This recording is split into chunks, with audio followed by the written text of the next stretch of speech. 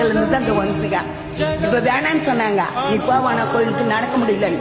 அப்படி கிடையாது, அந்த கடமையை முடிச்சுட்டு போகணும். அது காலையில வந்துட்டோம், அது நடக்குமா, நிச்சயம் நடக்கும்.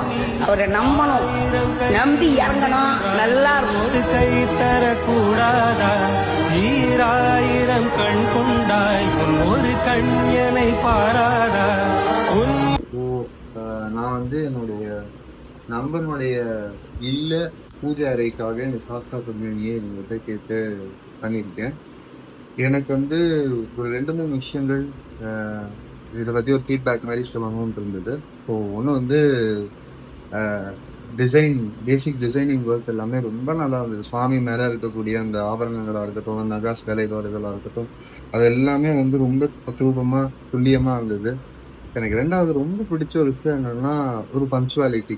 ஒரு ஒரு ஜாப்னு ஒன்று கையில் எடுத்துட்டா ஒரு பங்க்சுவாலிட்டிங்கிறது டெஃபினட்டாக வந்து மெயின்டைன் பண்ண வேண்டியது.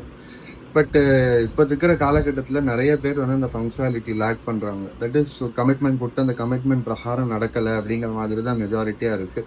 பேசிக்காக எனக்கு அந்த மாதிரி நிறைய ஒரு அன்ஹாப்பியான எக்ஸ்பீரியன்சஸ் இருக்குது. பட் இங்கே பொறுத்த வரைக்கும் எனக்கு அது வந்து ஆன் டைம் கமிட்மெண்ட் தான். நான் என்றைக்குமே அவர்கிட்ட வந்து எனக்கு ஒரு அப்டேட் கொடுக்க முடியுமா, இது என்ன நிலைமையில இருக்குது அப்படின்னு கேட்டதில்லை. அவராகவே எனக்கு அப்டேட் டக்குன்னு கொடுத்துட்றாரு. So I am very much satisfied. ரொம்ப திருப்திக்கு ஒருபடி மேலே சொல்லலாம். அவ்வளோ சந்தோஷமாக இருக்குது. So thank you. அவங்கக்கிட்ட எதனா ப்ராடக்ட்ஸ் உங்களுக்கு வந்து எதனா சுவாமி செய்யணும் அப்படின்னா கண்டிப்பாக நல்லபடியாக பண்ணி கொடுங்க. தேங்க்ஸ்.